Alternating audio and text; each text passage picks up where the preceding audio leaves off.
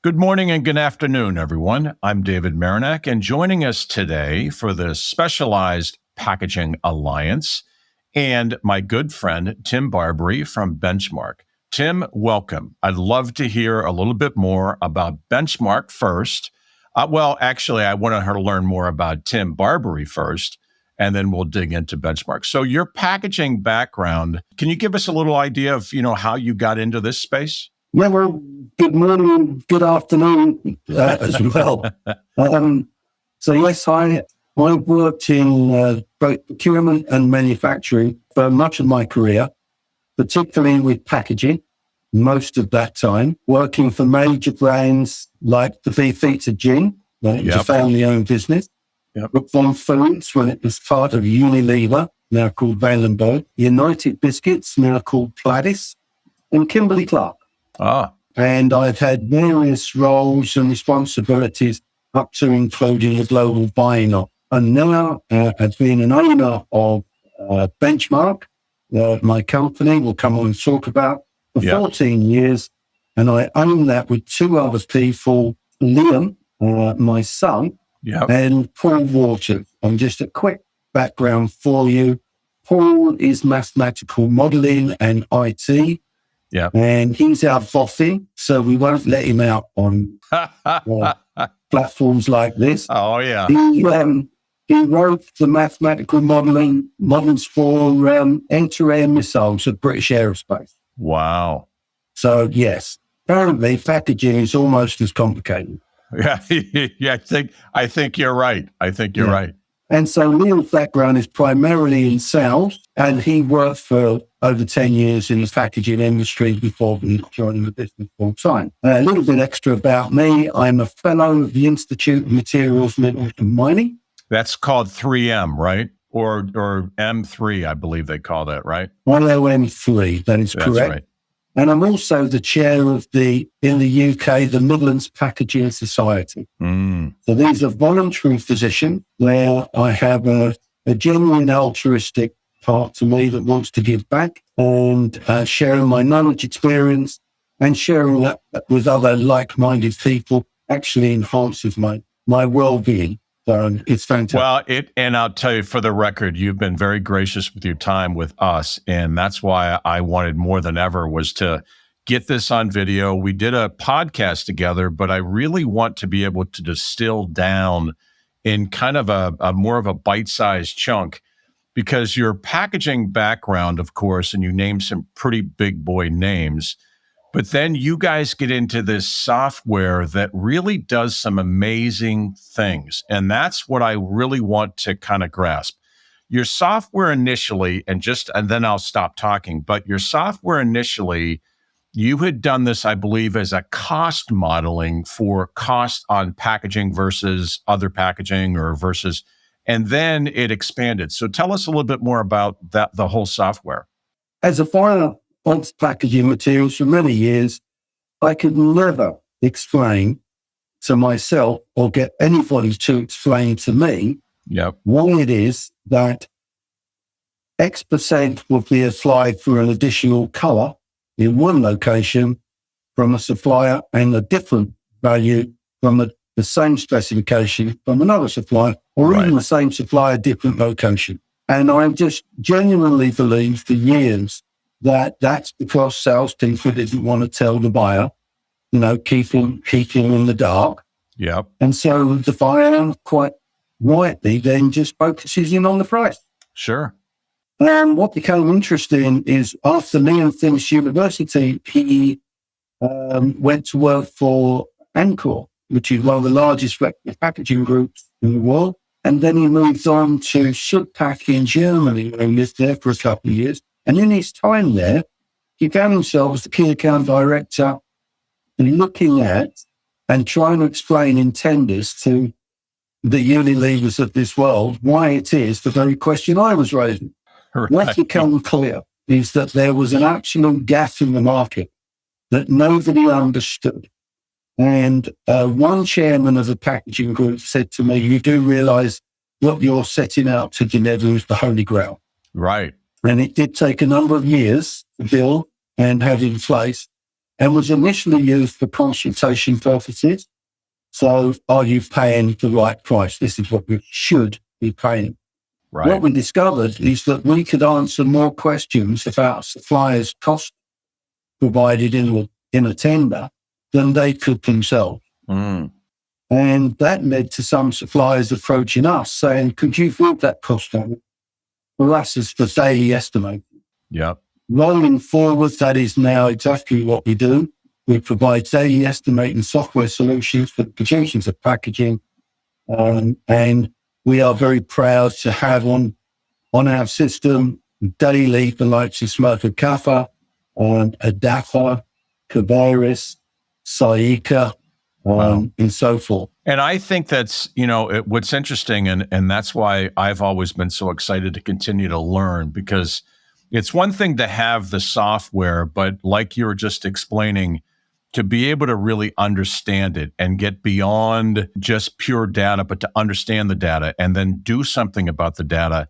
Here in the U.S., you're describing so much of what we deal with here all the time, Tim, and the fact that there's a lot of data, a lot of information, but yet on one side, we've got lazy, I don't want to incriminate anybody, but you got lazy salespeople that just sort of like, well, I don't know. It says it's 45 cents. I don't know. Mm. Or you've got the buyer who's like, it says it's 25 cents. So that's what I'm going to go with. And there's that disconnect.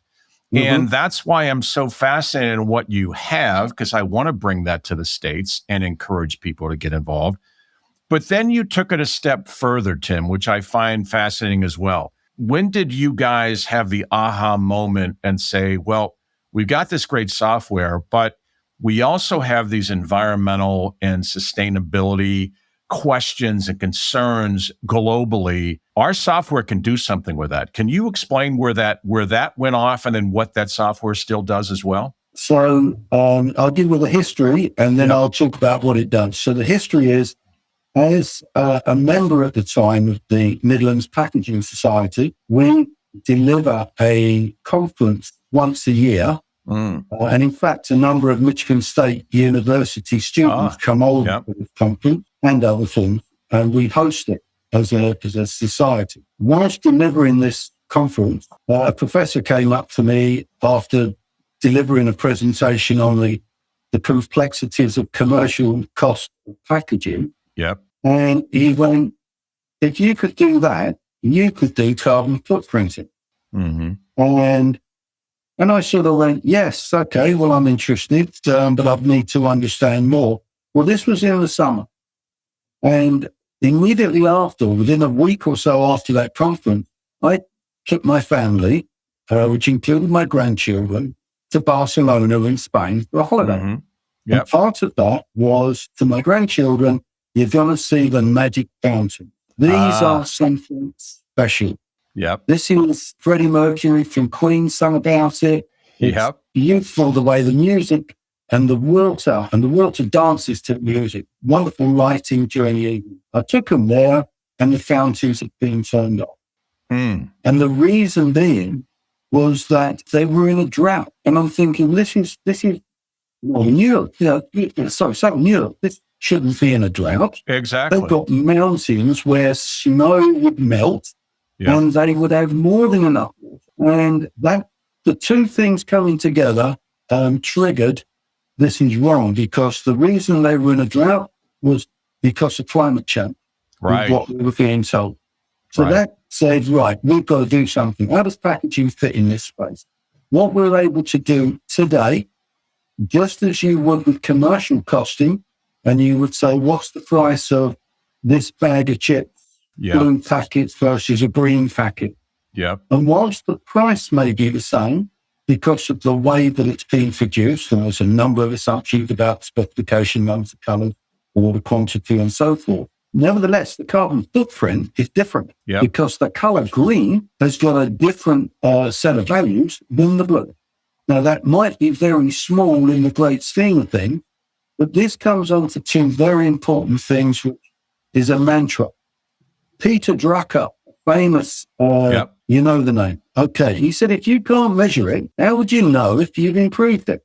Thank you. So if you can't measure your carbon footprint, if you can't measure the commercial cost, you're just blundering away with averages.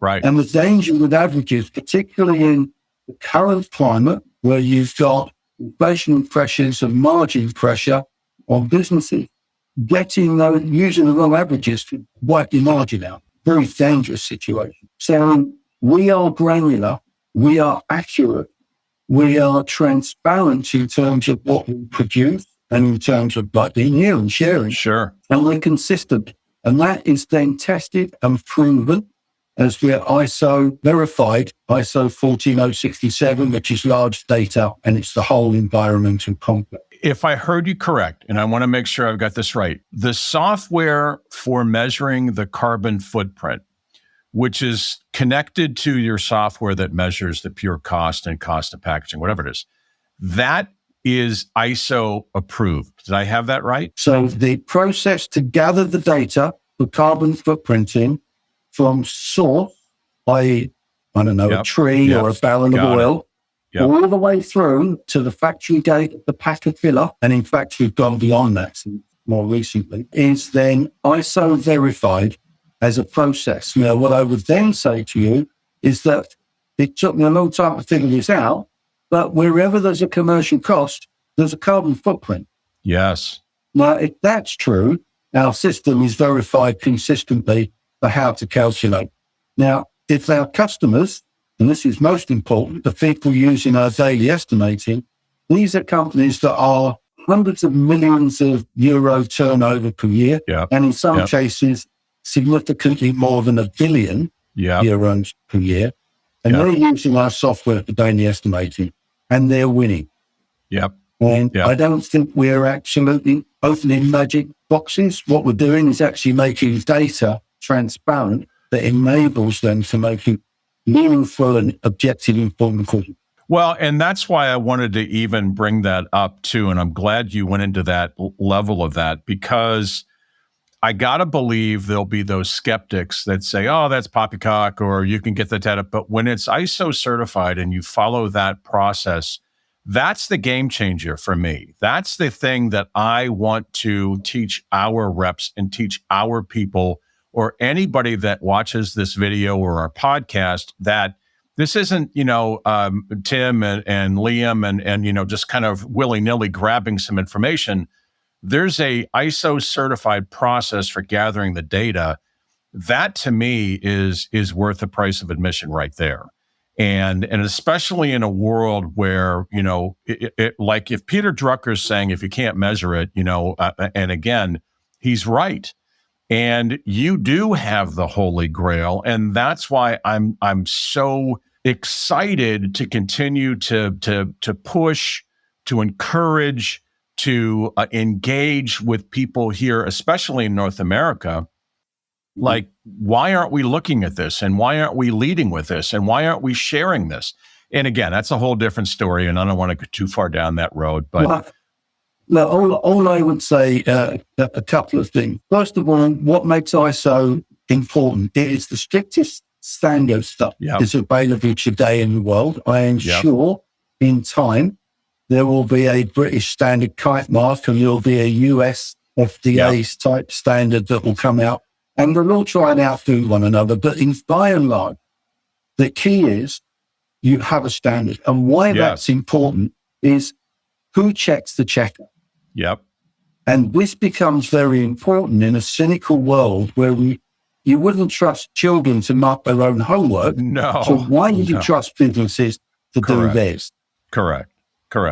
Well, let me ask you another question to kind of continue on that discussion. You've got this software, and who are you looking to position this with? For example, are you looking to connect with a C-suite level, COO level, or you're dealing with because I could see it two ways. You've got the CFO level for the cost, and you also have the carbon footprint for the sustainability person. But who is your title that and I know it's not perfect all the time, Tim, but who are you really looking to connect with and get in the door with? In the main, it would be budget holder, So it's not always the same person in a business.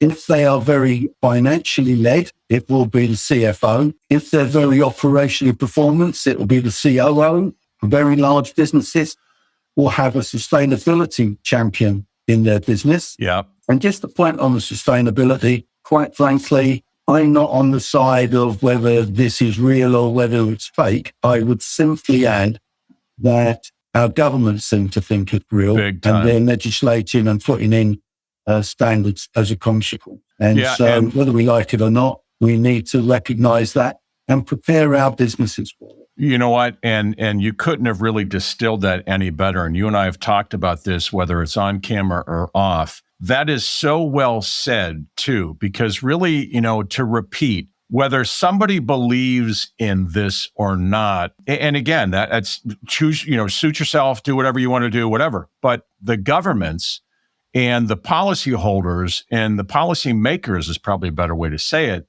They do. And if our businesses aren't aware of this and positioning our businesses accordingly, you're on the outside looking in. And that's so well put and such a great.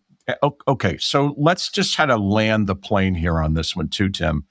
What do? You've got the software, great tool, all that stuff. And we've identified that each company, it may start at the COO or CEO that bounces to COO and then go to a CFO or wherever that is. I get it. But is this a yearly subscription? Is this something that somebody uses a one-off? Tell us how they work with Benchmark. So with Benchmark, if you are a packaging producer, because you're using the software every day, it's sold via a SaaS contract as a service, and it is subscribed to annually. It's what we're doing most things now with Microsoft and everybody else. And the reason is simple. There'll be the buyers out there who will go, well, I don't want to pay that every year. I just want to pay once. Right. And I would say to them, have you ever bought anything with software involved that you didn't have to go back and then either upgrade it or replace it? And I don't care if that's phones, watches, laptops, and even within the life of those, there are upgrades that go on as well. And that's why a SaaS agreement is important, because if you fire the software and you fire the intelligence, that's it. It stops there. Yeah, right. In the world, especially on the environment, is changing. I don't know if you've heard today, but it was reported here yesterday in the UK that February was the hottest February ever on record. Wow. And that's the last, I think, 9 or 10 months, one after the other, of all the record highs or thereabout.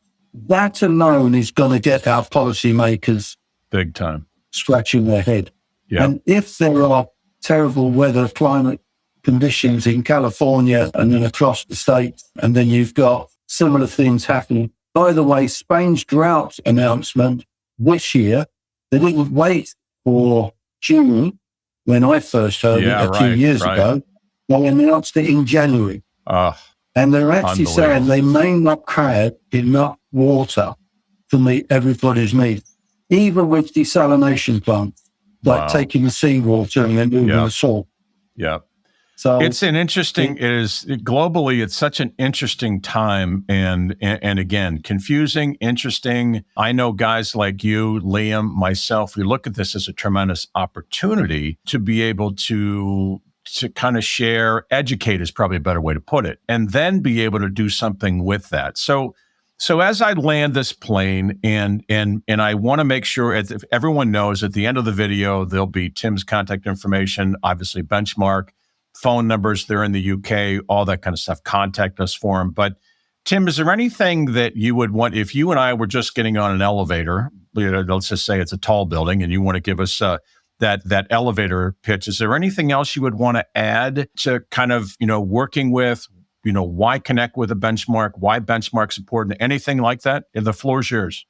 Well, if I was talking to a CEO or a CFO, I would ask them, do they understand what benefits they get by reporting certain data through ESG? And then they will raise their eyebrows, because one of the things it talks about is the environment, the people, So the planet, the people, and of course the profit in a business. The three important things. And ultimately, if you can't measure it, you can't demonstrate it or prove that you've made a difference. Yes. And as a result, your ESG value as a corporation is less. If it were to be sold tomorrow, the multiplication factor would be lower. So do you want to improve the value of your business overnight for your shareholders? Then talk ESG, talk profit, people, planet, and then come and talk to Benchmark, because we're helping in the packaging space to talk about that very thing. Our cost model not only does the price, not only does the CO2E, it also breaks out all the financial contribution margins, 0, 1, 2, 3, EBIT, and so forth. Incredible. Great. What does ESG mean? Environmental, social, governance. Got it. Perfect. I thought so. I knew it was, and I just wanted to put that on the record because some people or some countries or some governments may call it something different, but really in essence, it's that environmental piece. And that's why I wanted to make sure that you clarified so I wasn't just guessing. But Tim, is there anything else you want to add? I've always loved talking with you. I always learn something more. And I can't stress enough that A, we're grateful that you're part of the Specialized Packaging Alliance, because I think people in the U.S. really need to know more and more and more about Benchmark. But I mean, my goodness, you are sitting on the holy grail, my friend, and I'm just excited to be a part of it. The thought for people is when people often talk about sustainability, they go, "Oh, well, I recycle, or I send my materials for recycling." All I would add is just remember, recycling is just getting rid of waste. It's a nice formal way of doing it, a nice process control. But at the end of the day, it's just managing waste. It is not necessarily reducing the carbon footprint, which is, according to many at least, damaging our lifestyles in the near future. If you want to do environmental stuff, you've got to look at your emissions, yours, and all the way back from the material that's come from a tree, a barrel of oil, sand, glass, and so forth, rock, chippings, metal. You follow it all the way through the process. And what is the damage that's being done? And now science is getting even more consistent. It's not just about carbon emissions, but how do you measure the carbon value on the damage created to the land and the water, as well as what goes into the air? And so that's the next phase that's coming very soon. It's going to get even more challenging. I love that because it's daunting to think that way, but it's also reality. You know, it's one of those things that you're not saying this to scare anybody, or you're saying this for us to be realistic. Look, if we're packaging professionals, or we're professionals in any way having to do with, you know, making decisions that have to do with not just packaging, but carbon footprint and recycling or biodegradability. There's all that stuff. Those are the kind of things that is so misunderstood. And that's a whole nother show that we can go into, but it's so misunderstood. But what you said was so spot on. Everything has to be evaluated specifically for that situation. Meaning, like you just said, oh, I recycle. Okay, that's great. But here you go. That may not be perfect solution in this case, or that may not be, it might, maybe it is great. You know what? But there's all this different stuff to this, not just recyclability, but, you know, again, how much energy it costs to pick it up and move it and grind it and break it back down again, or recycle it or melt it or whatever. All that stuff is part of it. It's not just the, you know, hey, I recycle something. So yeah, that's well put. Well put. Yeah. So if anybody's interested, they're welcome to reach out to me here at Benchmark, either as an informative basis. I like to help people. But ideally, businesses want to reach out, and businesses want to make a bit. We have a presence in the US as well. We have an office there. So I would welcome people to reach out to us, and let's see where we go. Absolutely. And there's more and more to this too, because, you know, just when you and I first met each other, I don't know how many times we've now talked, 5, 6, whatever it is. And I just can't wait for the next time, Tim, because it's profound. it's something that's so needed and it's so top of mind for a lot of people. Being able to offer this, you genuinely care and want to help people. And I love that, because that's sort of what I try to do in my world as well. This isn't about selling somebody anything. Hey, if we do business together, great, awesome. But first and foremost, we're trying to just educate people, and that's really where this will go. I believe, and I try to teach our reps, that when we start out giving information away, not just when we start educating people and we start informing people, then we are looked at as a partner, as somebody that is just not there to necessarily twist somebody's arm, but actually just to inform. And by doing that, we in turn build our character and our value for them, because we're helping them, not trying to sell them. Does that make sense? It makes excellent sense. It's the foundation of any relationship. It's called trust. Yes. And if people feel they can ask a question and they can rely on you to give a reasonably good answer, or even better, the whole truth and nothing but the truth. Yeah. We don't know what that really means, but yes, that's that granularity and that trustworthiness is worth a fortune. And it's often misunderstood.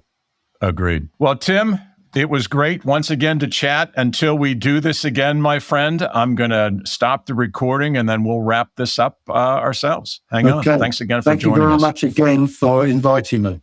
Yes, sir.